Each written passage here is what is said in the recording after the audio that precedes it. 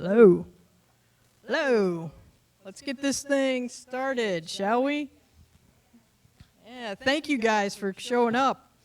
So excited to see everybody. Good morning. I am Dr. Karen Wisely. I am the chair of the History and Philosophy Department that put this on. And I am given the task to introduce our speaker today. Also, I want to start off by saying that my pronouns are she, her, or they, them.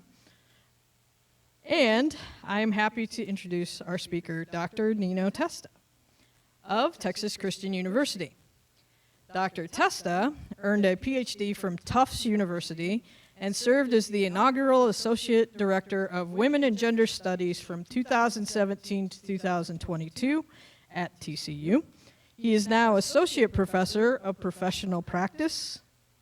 He previously worked as the Director of the LGBT Center at Tufts University, the Staff Assistant at the Women's Center and Asian American Center at Tufts University, and as a Development Associate at the Feminist Press at CUNY, where he was an ACLS Public Humanities Fellow.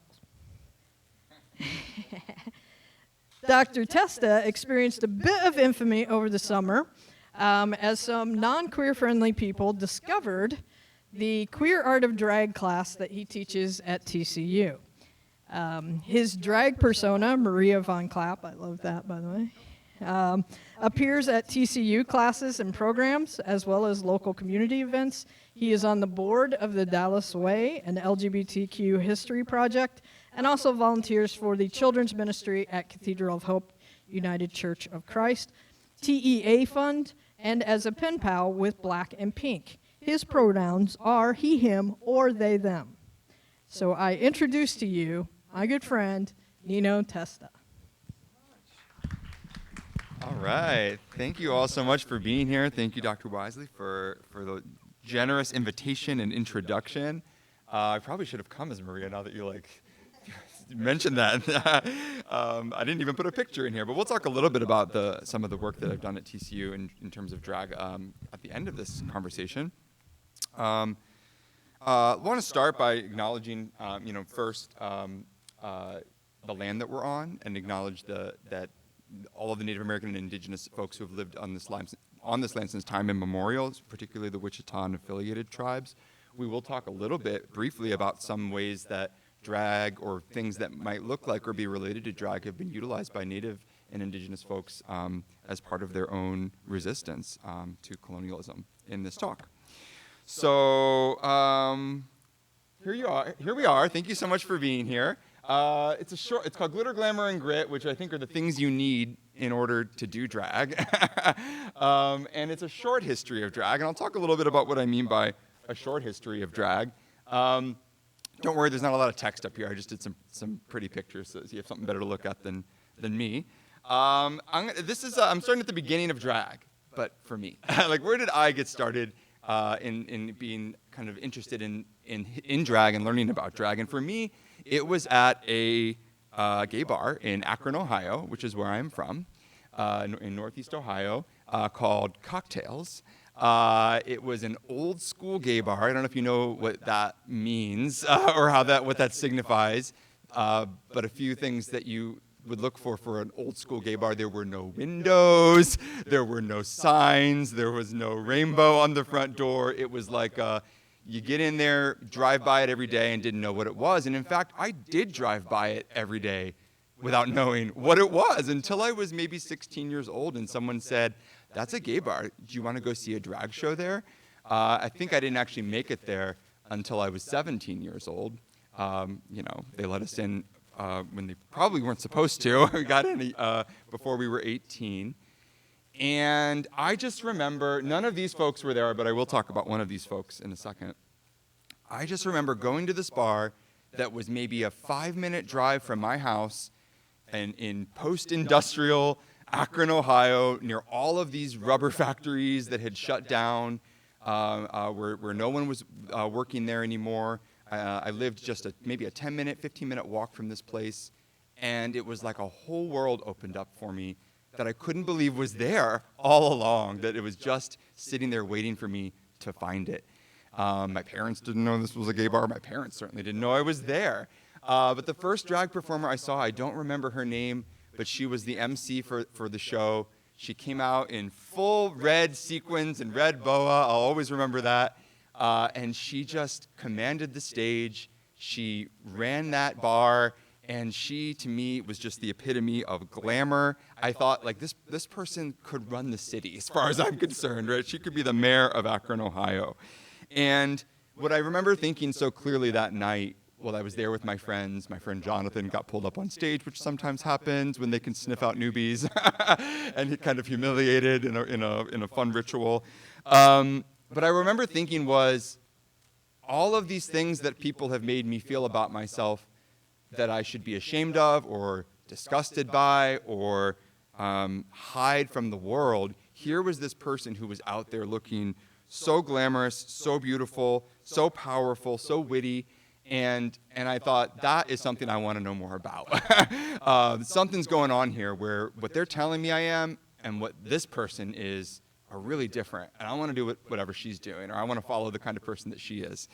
And so that's kind of where drag started for me. And I mentioned this person up here on the left, Danielle Vasquez, only because she's kind of like, she's the drag performer in Akron, Ohio that I've seen the most. She is kind of the queen of Akron. She was not that MC that night. She also went to my high school, a Catholic high school in Akron, Ohio. Again, a few years older than me, didn't know her. But to know that there was someone, when I found out that she was a locally famous drag performer, and famous throughout the state, that really changed what I understood drag to be and who it was for. So that's just kind of where I start my history of drag. I'd love to hear during Q&A if y'all want to share your introductions to drag history. People always want to hear about a long history of drag. And what I say to that usually is that drag doesn't have a single history. It has many histories, and it has meant different things to different communities.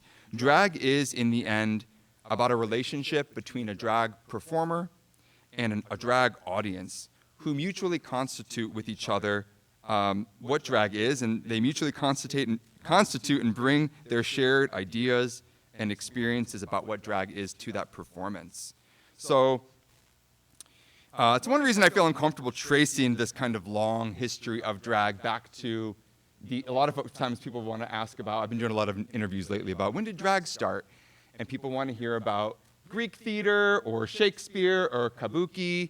And these practices where men dressed as women and played women's roles on the stage was very common. But these practices are related to the history of drag, no question, and they're a part of that history in an interesting way. But they're also really different, and I hesitate to think of them as the origin of drag. Does anyone maybe know why, or even pose any guess as to why this might be a little bit different than the drag that we think about today as drag? Why were men playing women's parts in these productions? Yeah, all right, Dr. Wisely. Because back then women weren't really allowed to do anything, so men had to play the parts, or little kids. Yeah, absolutely. So boys or men played women's parts because women weren't allowed on the stage. So tracing this history of drag back to these practices only, to me, is kind of reinforcing some of maybe the misogyny of the reasons that these actors were able to get on stage and dress in fabulous gowns and do these incredible performances. And audiences at the time understood that women on the stage would be quote-unquote women of ill repute, right? Kind of a misogynistic idea. And so audiences understood these performances differently than we would understand drag performances today. And no shade to any of these performances or histories. They're all really interesting ones. I actually went to Japan this summer and saw some kabuki. It's still all men. It was an incredible theatrical experience, one of the best things I've ever seen on stage. But that history is something to think about. In fact, kabuki, which started in 17th century Japan, actually originated with all women. It was all women playing men's parts, and eventually, again, that idea that it was women of ill repute kind of kicked in, and suddenly men took over the art form. And so that's why I kind of hesitate to start drag's history there. And I also think that the desire to trace drag's origins to these performance practices about kind of validating the practices that we have today. We might want to trace drag back to figures like Princess Seraphina, who's not pictured here. I don't think, this is not her trial, but this was on an image. This image was used on a website about Princess Seraphina, so I thought, well, we'll have something to look at. Princess Seraphina, who in 1732 worked as a messenger in the so-called Molly houses of England. These were pubs and clubs where men would gather to meet each other for friendship, music, sex, build community. It was not uncommon at this time for men to dress in women's clothes as masquerade costumes. But Princess Seraphina is thought to be, in 1732, the first person to have a kind of public record of her by name, where her persona was actually part of her identity, maybe similar to the way we might think of a drag persona. The reason we know about Princess Seraphina is because she sued a man named Thomas Gordon, which was a pretty gritty thing to do. This man had robbed her on the street, took off her beautiful garments and clothes, stripped her on the street, and he threatened to out her as a sodomite, the word homosexual didn't exist then, but as a sodomite. If she reported it, she said, okay, so let's see what happens. She had a lot of friends. She had some social capital. She came forward anyway. She sued Gordon, who was acquitted, but a pretty still bold thing for her to have done. Tracing drag to figures like Princess Seraphina might also, we could do that. We could say this is an origin to drag, but there might be some problems with that too. Tracing drag to figures like this might also lead us to misrecognize early trans people as primarily drag performers, right? Knowing that the words that we use today to describe trans identity, drag, queerness, gay and lesbian life, were not the same terms that people used back then. People had different ways of giving shape to their own gendered identities and experiences in the world, different words that they used to describe themselves. And so tracing drag back to these origins might risk erasing what we might think of as a trans history. We should note here and throughout, drag is not the same as trans experience, right? Drag performers and trans people are not mutually, but also are not mutually exclusive categories. Drag names a performance practice that we'll learn about more here. Trans names a gender identity, how someone experiences their gender in the world. But to complicate things, or not complicate, but open up in beautiful ways, many trans people are also drag performers, right? And many trans people talk about drag performance as a place where they could begin to understand more about their gender. And so the history of drag can't be told without thinking also about the history of trans people. So we might also want to think about certain histories of drag that are rooted in a kind of comedic form of mass media entertainment. Probably familiar with many of these, if maybe you're a little too young for some of them. But we've got with Flip Wilson or Some Like It Hot. We've got Bosom Buddies, Mrs. Doubtfire. They're actually currently very successful stage productions of adaptations of Mrs. Doubtfire and Tootsie, who you see representations of here. We might think of this drag as kind of like, we might call it the man in a dress trope. Again, certainly related to drag, but maybe different than certain kinds of drag that we'll learn about in a minute here. This kind of drag can be a part of a practice also of minstrelsy, used to mock, oftentimes used to mock women or to mock LGBTQ people, trans people in particular. It can also be rooted in minstrel shows. There's a long history in the vaudeville circuit in the 19th and early 20th century of this kind of drag mocking and dehumanizing Black people, Native people, Asian American and Pacific Islanders, and other people of color. And so it's certainly related to drag, and we want to think about what it has to do with drag. But trans scholars and activists also remind us that this form of drag has proven very dangerous to trans people. In a lot of ways, this sort of drag, which is consumed and enjoyed by a lot of straight cisgender audiences, mass audiences, is really about confirming something kind of essential about gender and maybe even delegitimizing trans people's experiences.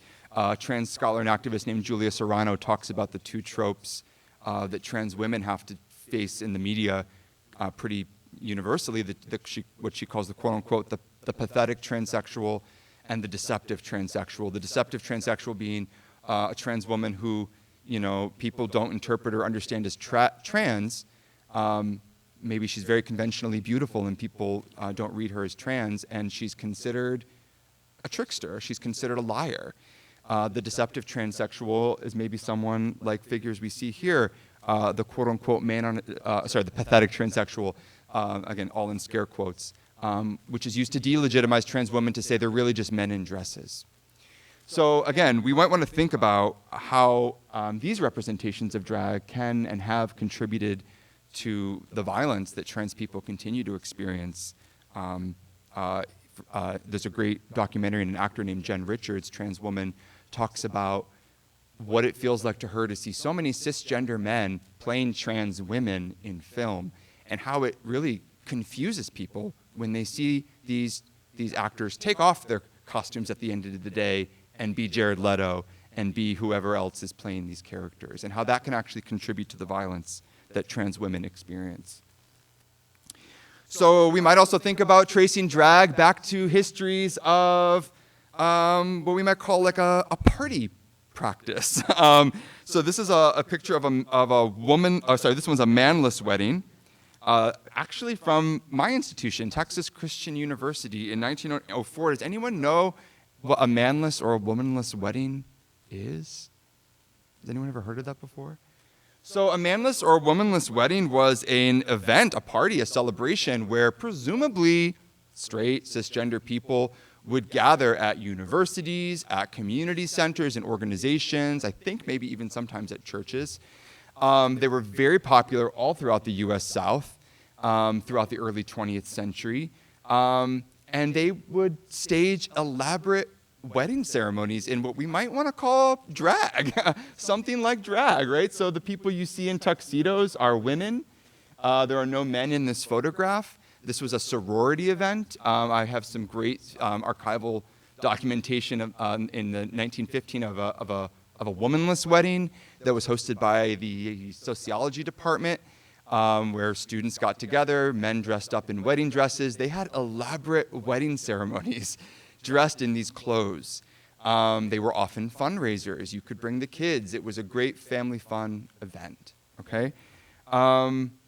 Again, these events, similarly, a great scholar named Craig Thomas Friend documents, were similarly often about confirming something essential or true about gender, maybe mimicking or mocking trans or queer folks, how silly it is, this idea that men could wear dresses, that women could wear tuxes.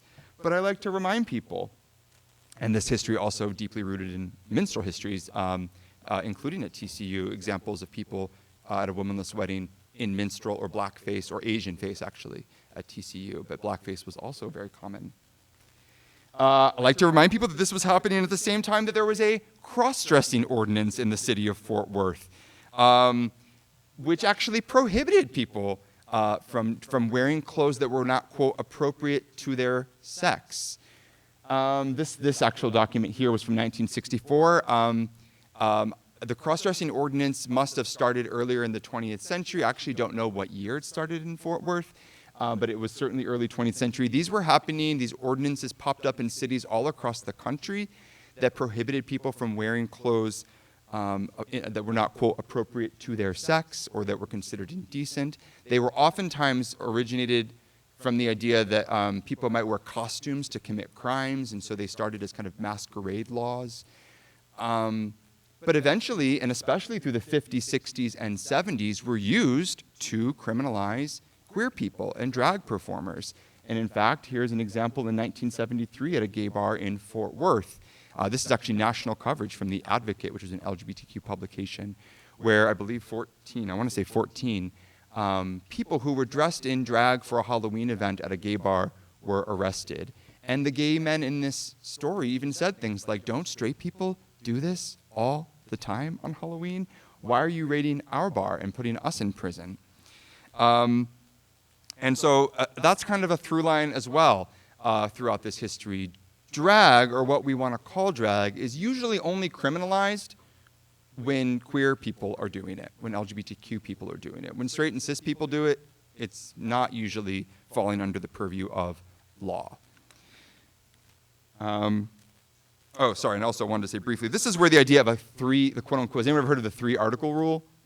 Right, so there's this kind of, I don't want to say folk tale because it's true, but like there's no, this idea that you had to at gay bars be wearing 3 articles of clothing that were quote appropriate to your sex in case the bar was raided, so that you wouldn't be arrested. I say myth because there's actually no documentation of a particular law in any city that I know of in the United States that said you had to have those 3 articles. But queer people all said it, which means it was happening. Like they knew like this is what you had to do to avoid getting arrested, even if there wasn't a law that said that.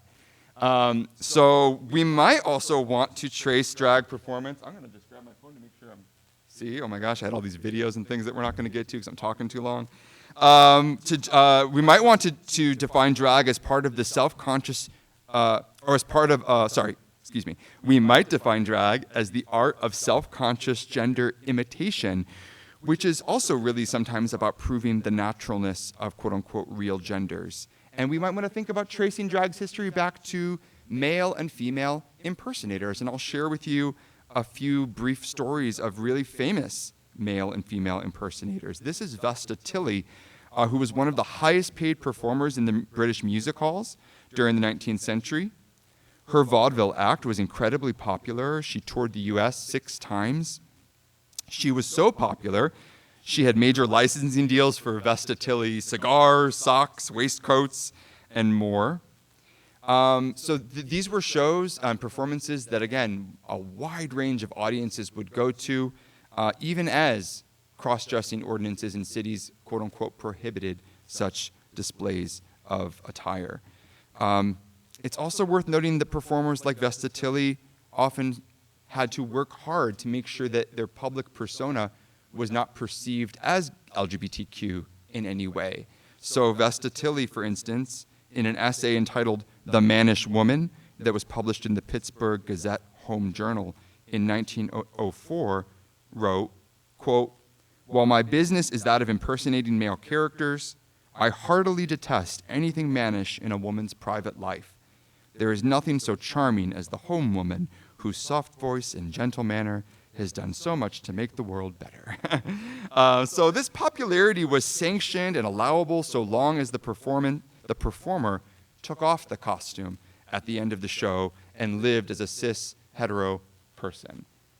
The same is true for Julian Eltinge, who was one of the most, might consider the most famous and successful female impersonator. Julian Eltinge was a wildly popular vaudeville performer on Broadway in the early 20th century, who even performed in England for King Edward III, or the Seventh.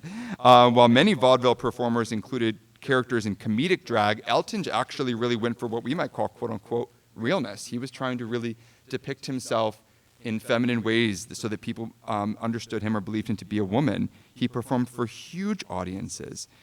But he, again, was also known for a very hyper-masculine persona off stage to avoid any accusations of homosexuality, although many people who he worked with claimed he was, in fact, gay. He was so convincing that part of his act was sometimes to end the show by taking off his wig to shock the audience that didn't know that his quote-unquote true gender. There are other great examples of this. Stormy DeLavier and other performers who did similar kinds of moves. We might also trace the history of drag back to performers like Gowango Mohawk, who was born on the Seneca Reservation in New York, was one of the first American Indian actors to perform on the American stage, and the first known American Indian male impersonator. She wrote, directed, and starred in several productions that she toured throughout the United States and Europe.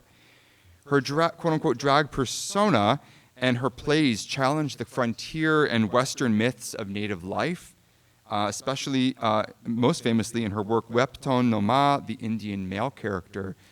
So she was really using this gender performance to speak back to the genocide and the colonial history that she was still living through. We don't know a lot about her own gender identity. We also might want to trace drag back to, or think about drag, defining drag as a performance practice. This is the one that I'm most interested in. A performance practice that celebrates queer life, challenges oppressive dominant norms about gender, and there have been diverse spaces of opportunity where drag has been allowed to flourish in public or not, even for queer people. A queer performance practice that theatricalizes gender or comments on gender norms, bringing queer pleasure to the audience. So this is one of my favorite. Drag King's local performer, Buck Wild. Has anyone seen Buck Wild perform anywhere? Oh, y'all got to see Buck. He's always performing. He's one of my favorites. If this is the history of drag that we want to trace, we might think about performers like Gladys Bentley, who was an out and proud black lesbian who flouted the gender norms of her time. Her butch performance persona was an extension of or representation of her own gendered sense of self, having grown up hating women's clothes and finding her voice while dressed in so-called men's clothes. You know, I put that in scare quotes because they're only men's clothes if we make them men's clothes. At the height of her career, she was one of the highest paid black women in the United States. She performed for both straight cis audiences and LGBTQ audiences. Her lyrics were shocking and provocative at the time. I would say they're shocking and provocative today.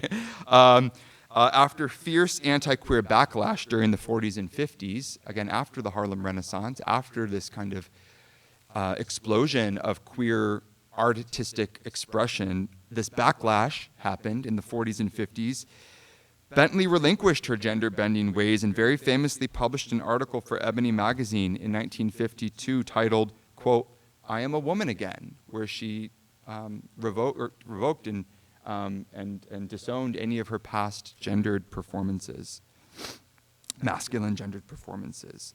So this is a really important point that I guess I'm trying to highlight multiple times in ways, which is that, you know, a lot of times we want to tell a history of queer people as this linear, progressive thing. Things were bad, and then they got better. But in fact, there have always been diverse locations where queer people have been able to thrive and create community and express queerness through drag, and then also that's been taken away from them through legal and cultural practices. And it's important to remember that because I think we're living through, you know, one of those moments right now. But, you know, people have always had to find more creative ways to think through how they're going to express their queerness in the world. If we're interested in this definition of drag, we might also want to trace the history back to figures like William Dorsey Swan. And how are we doing on time? We are okay. Can we watch a short video? Y'all want to hear Peppermint talk. You don't want to hear me talk. Let's learn a little bit about who some people call the first queen of drag.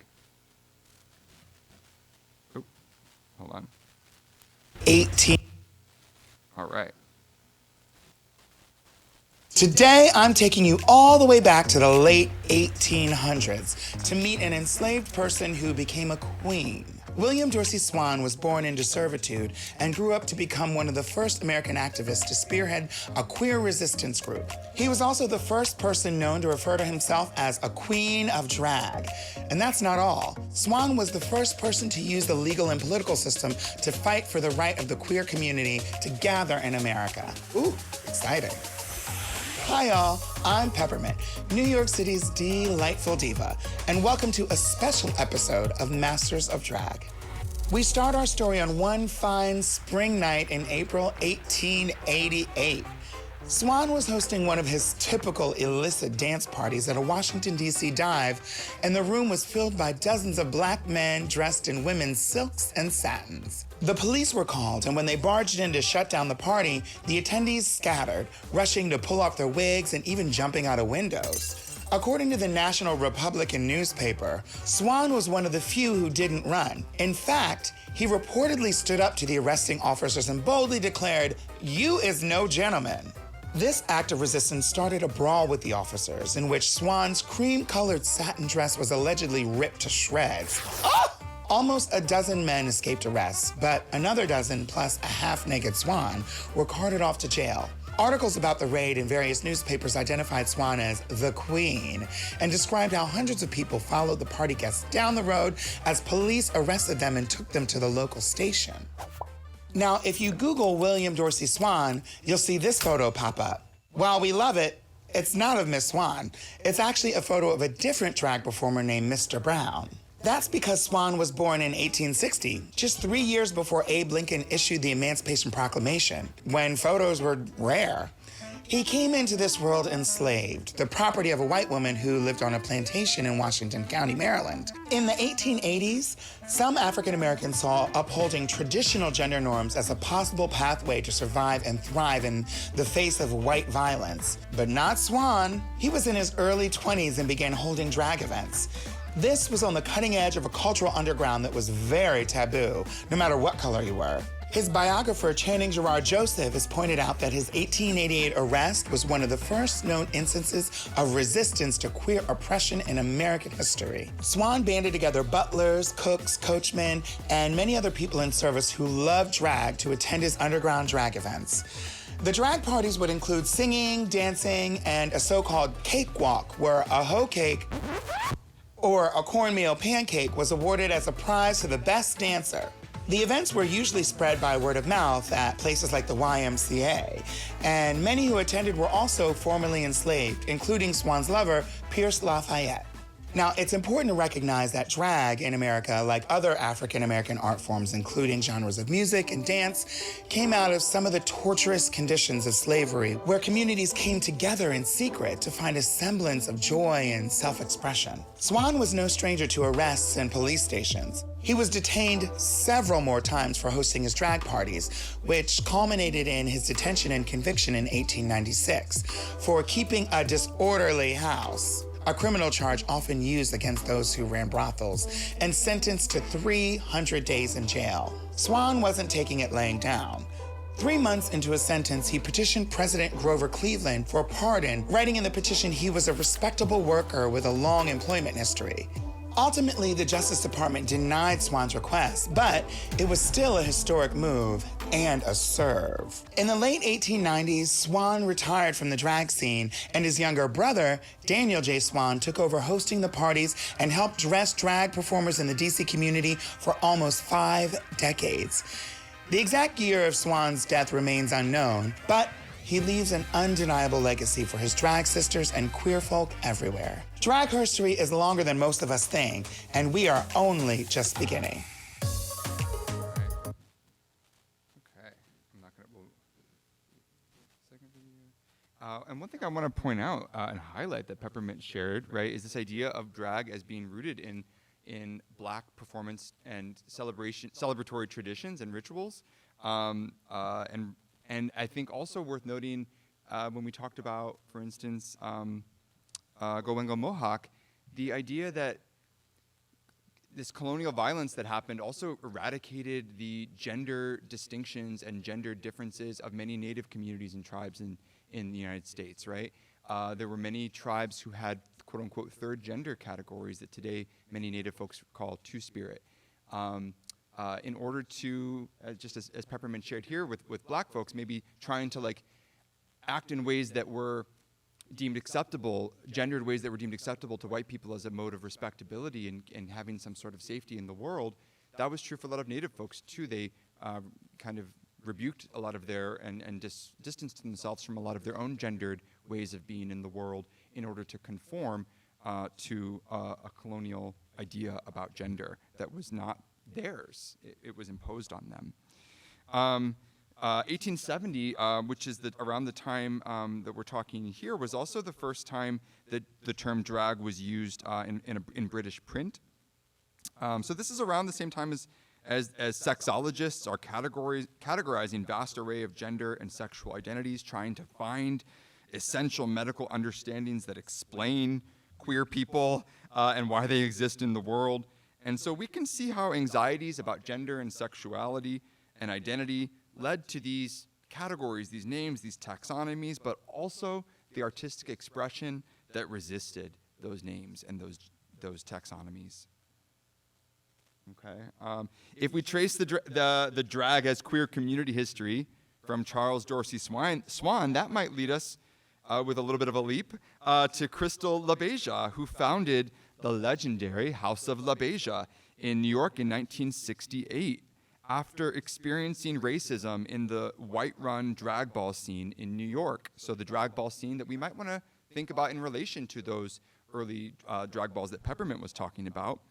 But after being named Miss Manhattan in 1967, she competed in the Miss All-America Camp Beauty Pageant in New York City, at New York City Town Hall, which was documented in the 1968 documentary The Queen, which you can all watch on Netflix. It is great. The film itself, you will see, focuses almost exclusively on the white queens who were competing in the pageant. Not until the very end, when Crystal is snubbed for the win, and she was very clearly snubbed, do we even hear from her or any of the black queens. Her speech repudiating the racism of the pageant became iconic. Crystal then went on to form the House of LaBeija and started a new ball competition for black and brown queens. This house system and ball scene helped to create, that the LaBeija helped to create, would later be documented in the 1991 film documentary, Paris is Burning. As this film depicted, the drag ball scene became a literal family for disenfranchised and dispossessed black and brown youth whose biological families had disowned them or thrown them out of their homes. Drag families, which are still a vital part of the drag community today, were a source of hope and survival for many. Drag, in this sense, makes queer community infrastructure visible. We might also want to trace drag back to its activist roots, as Peppermint reminds us. If we do that, we might look to groups like the Sisters of Perpetual Indulgence. We won't watch the video here because we're running short on time. This is a short history of drag. Can you imagine if we had more time? So the Sisters of Perpetual Indulgence started in 1979 in San Francisco. They are an order of queer nuns who work to raise money for community organizations. They've raised more than $1.5 million nationally in different chapters all across the country for HIV/AIDS education, resource, and mutual aid for people living with HIV and AIDS. And they believe that it is their role to take on the role of the sacred fool or the sacred clown, to go out into the streets, kind of like I said at the beginning, when people are being told that they should be ashamed of themselves, to go out in the most outlandish looking faces that they can put on and say, we'll take the heat for you, and y'all are beautiful and wonderful, and to build and build support and build spirit of people who are being dehumanized.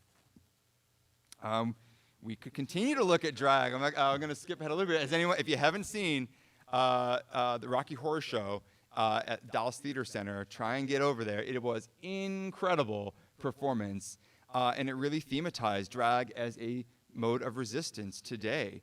Throughout the show, there were callbacks throughout the show, things that people added to the script, locating right now the particular experience of criminalization that we're living through in Texas.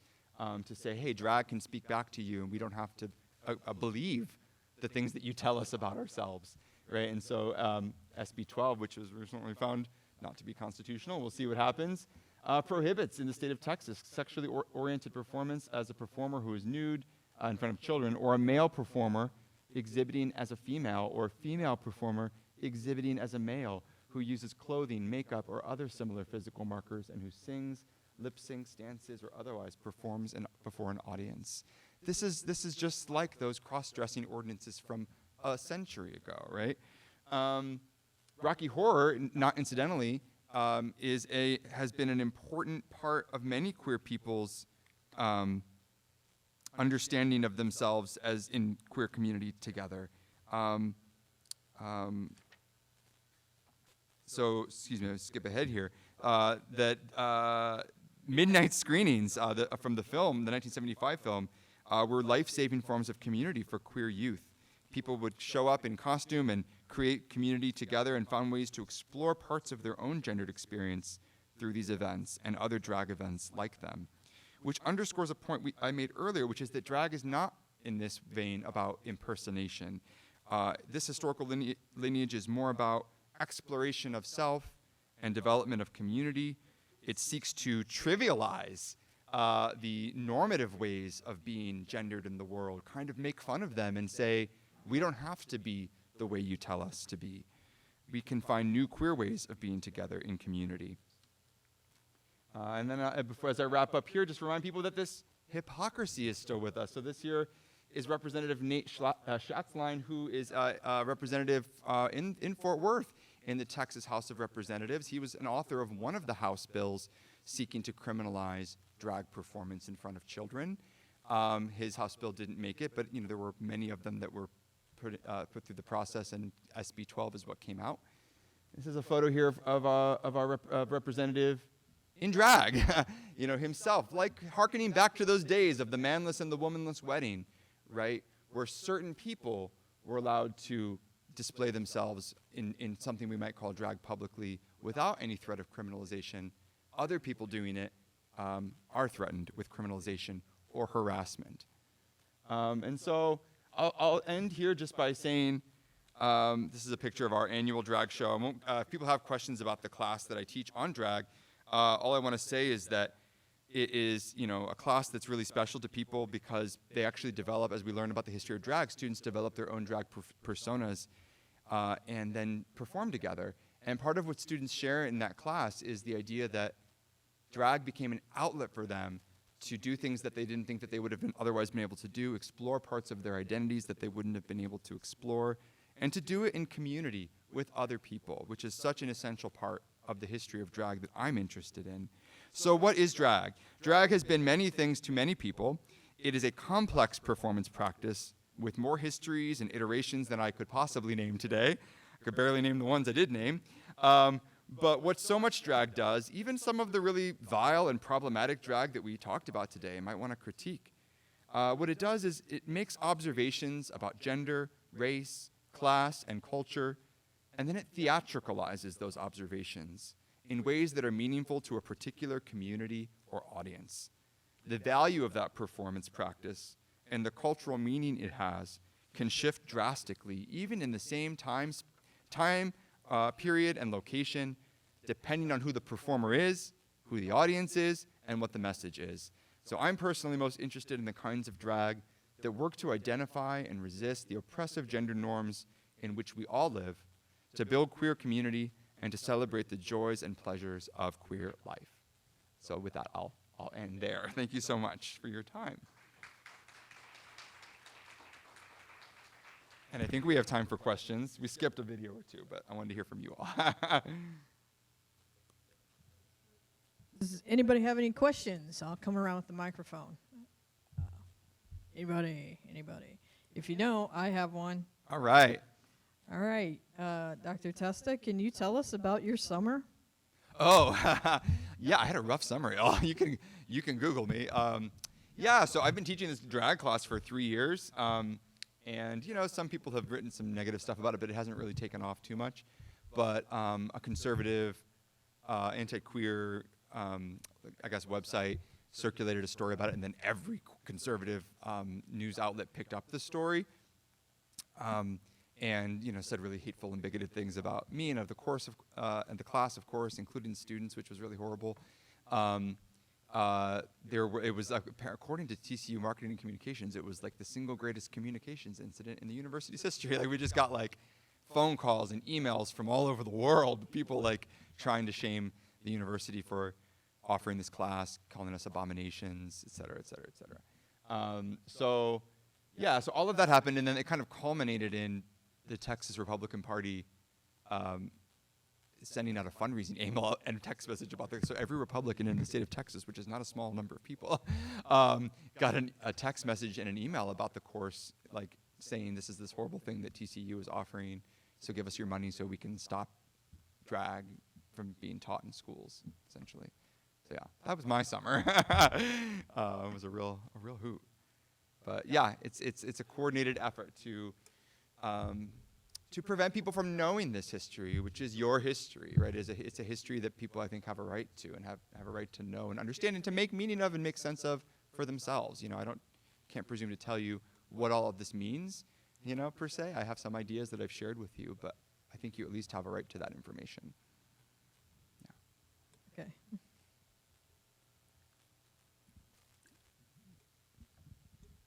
So there's a current bill against cross-dressing. Is that what you showed us? Yeah, so SB 12 was passed in the last legislative session. That was some of the text from it. You can find the full text online by Googling SB 12.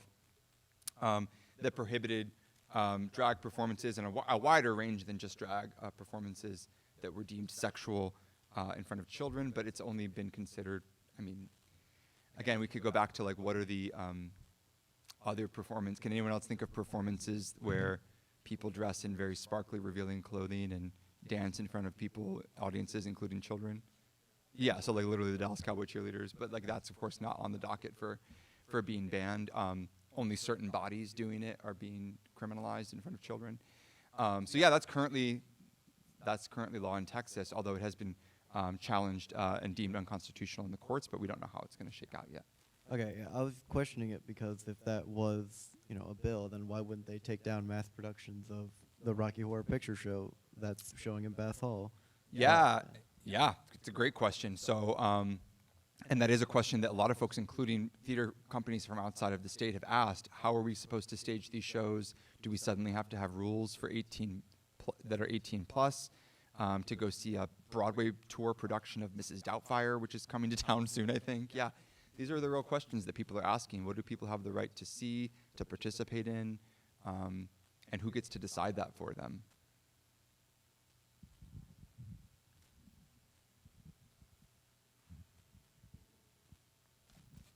I was just curious on what, I'm assuming you have your own persona, correct?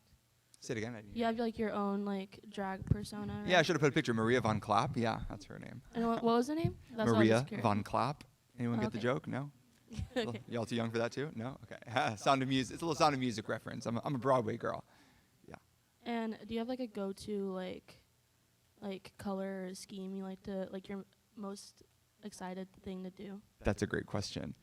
Maria is a simple mountain girl, and her makeup skills are not the best. So I actually try to wear a black frock and gray, kind of apron the way that Maria von Trapp does a lot of the times. But I do other stuff too, and it's usually with my class. I mostly perform with my students, and what I really like to do is use Maria. I think of Maria as a queer teacher, much like Maria von Trapp was, or Mary Poppins, or Eliza Doolittle. All of these kind of characters who Julie Andrews has played in different places, film or stage, where she kind of in all of those movies or shows kind of swoops in and teaches all these young kids and sometimes adults how to be different in the world. The way you've been doing things isn't the only way you can do things. Here's some other ways to do things. And so I kind of take inspiration from that.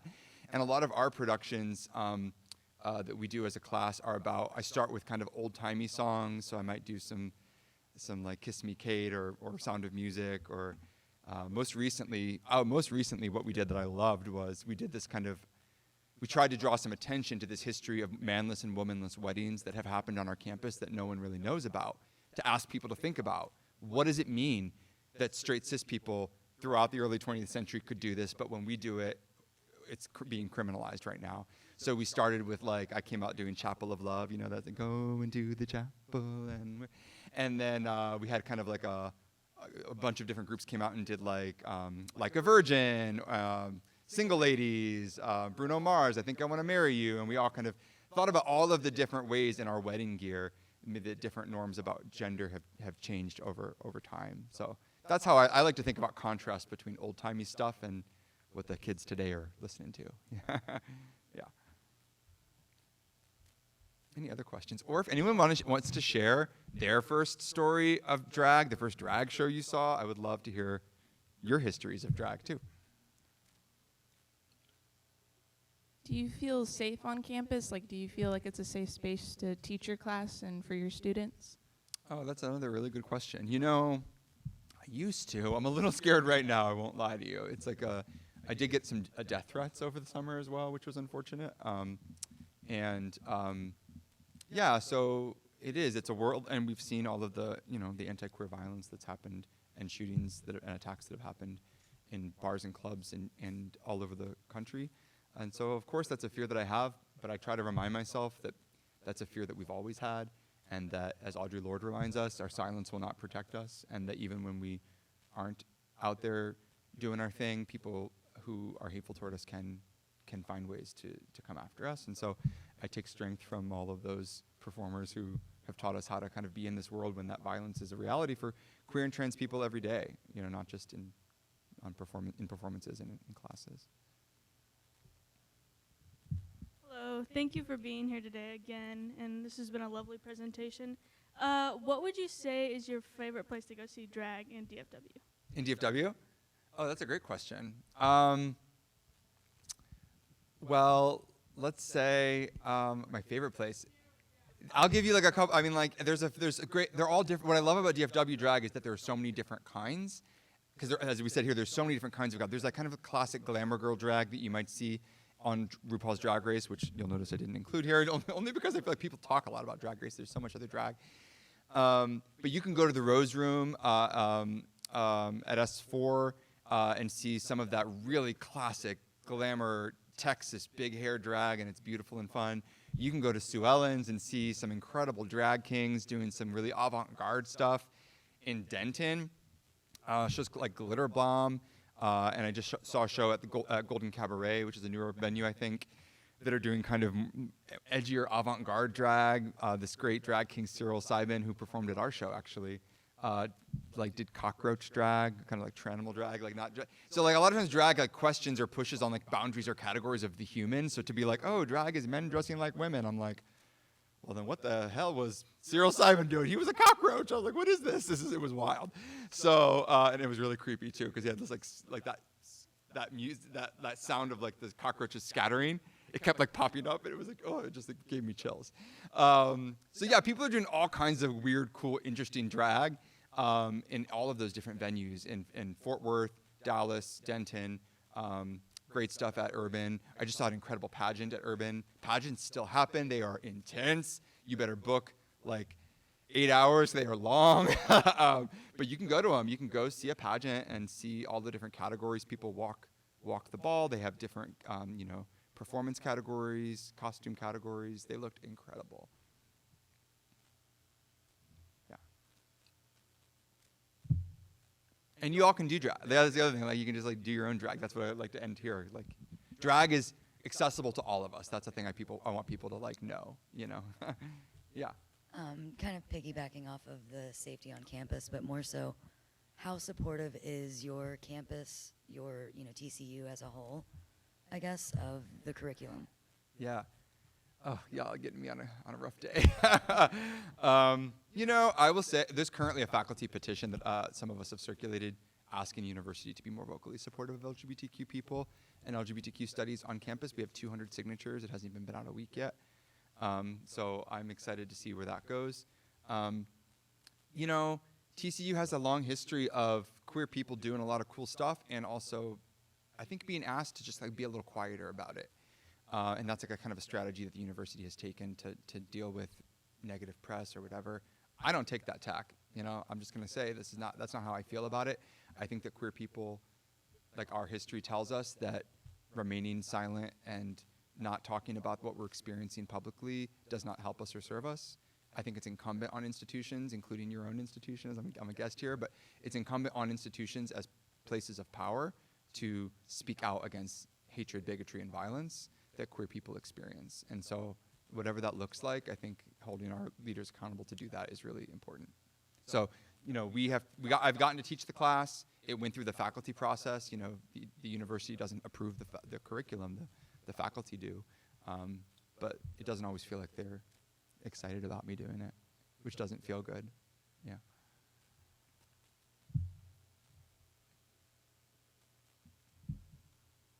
Before this question, I just want to, while you guys are sitting here, on the tables are evaluations.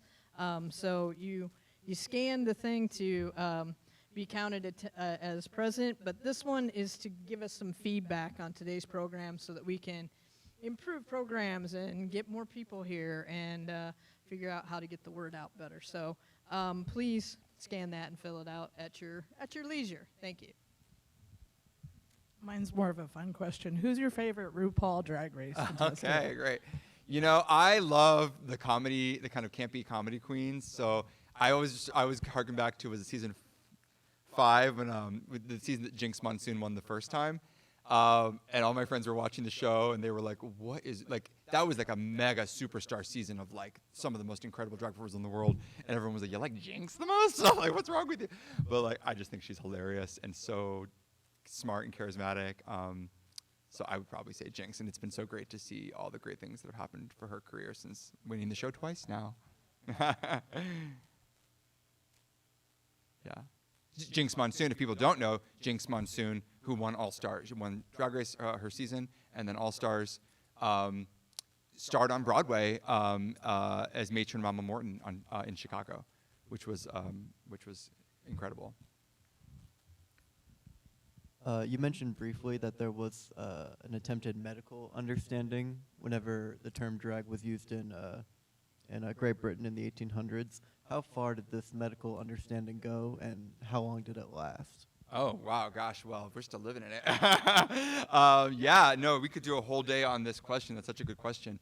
Yeah, you know, around that time, there were many different forces, sexologists, psychiatrists, that were many different kinds of disciplines were trying to name all of these different identities. I always bring it up with my students, like a list of all these terms that they used to come up with. They're terms that mostly don't exist anymore. Like, basically, any time there was like a little, like the lengths that people went to diagnose what it meant about you, that you were this kind of person who liked to do this or dress that way or this kind of sex or that kind of desire or this kind of way of talking.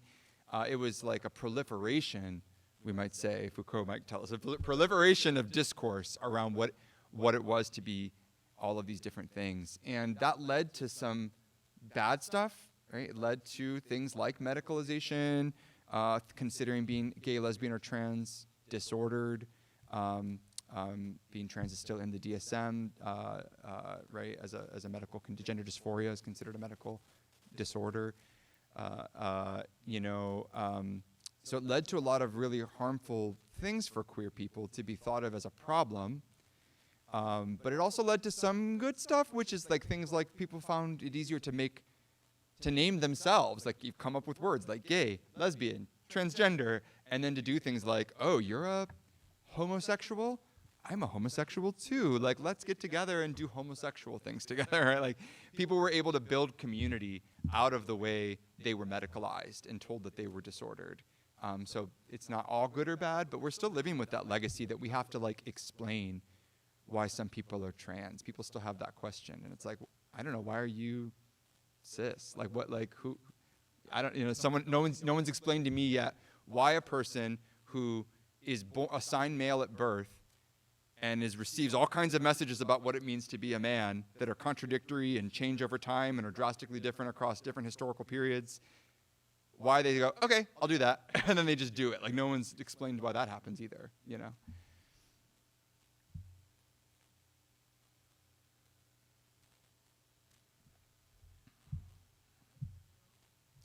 Yeah, and anyone want to share their favorite drag performer or their first drag experience?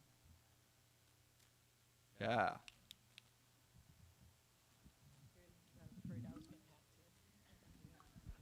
Personally, I haven't done drag yet. Yes. Definitely interested. And my favorite performer would have to be Ben de la Creme. Yeah. And then Jinx Monsoon would definitely be my second. They're really close. They are a duo. We love to see them. Mm-hmm. Yeah, absolutely. Do drag, even if you're just doing it in your own room. Like, just start there, and then you'll go somewhere. You know, it's such a fun way to explore things about yourself or just ideas about the world, because you're just playing around, having fun, making a character, putting different combinations of things together.